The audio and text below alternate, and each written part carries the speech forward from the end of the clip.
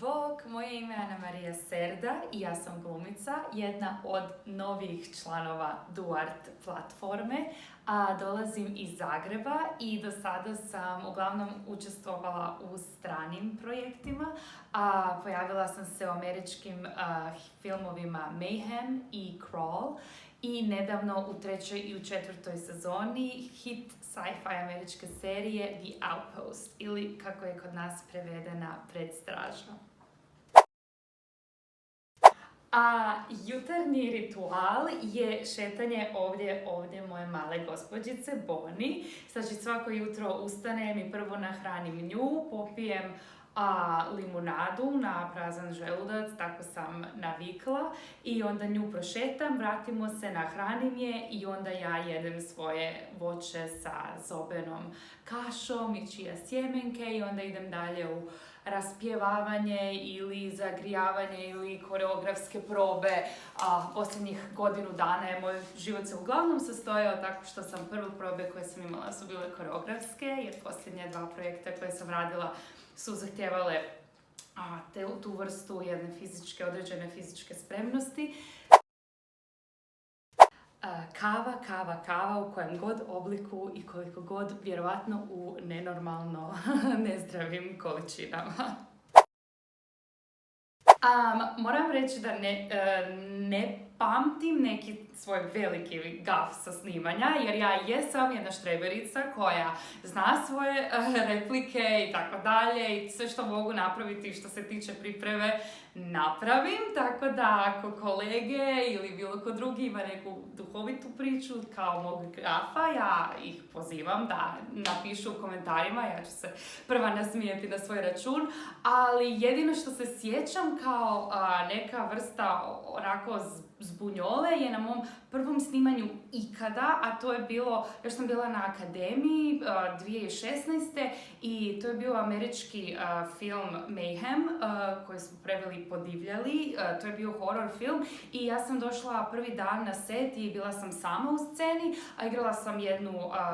sekretaricu u toj firmi, zvala se Brenda i ja sam došla i onda su me, i reditelj Joe Lynch je bio jako simpa i on me upoznao sa cijelom ekipom i onda mi je došao i rekao i ovo je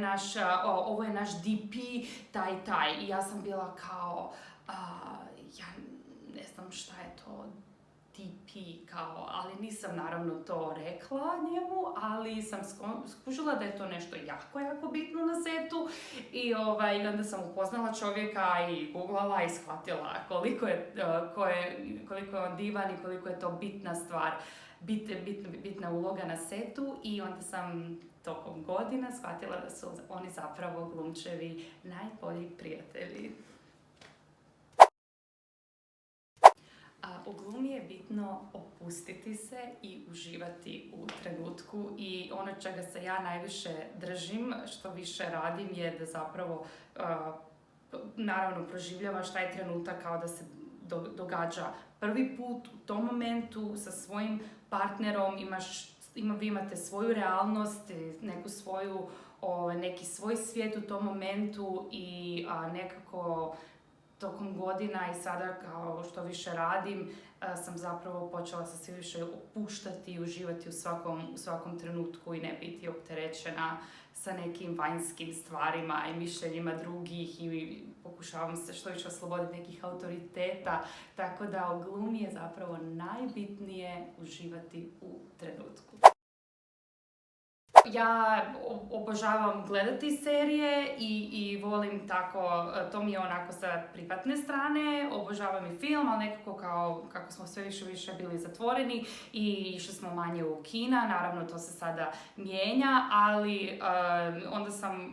obožavam bingeati serije i tako dalje, ali što se tiče profesionalno, kao glumac, zapravo nema neke razlike u pristupu seriji i filmu, jer ti kad dođeš na snimanje, ti svakako moraš imati u svojoj glavi pripremu i kronologiju svog lika, događaja, šta se dešava,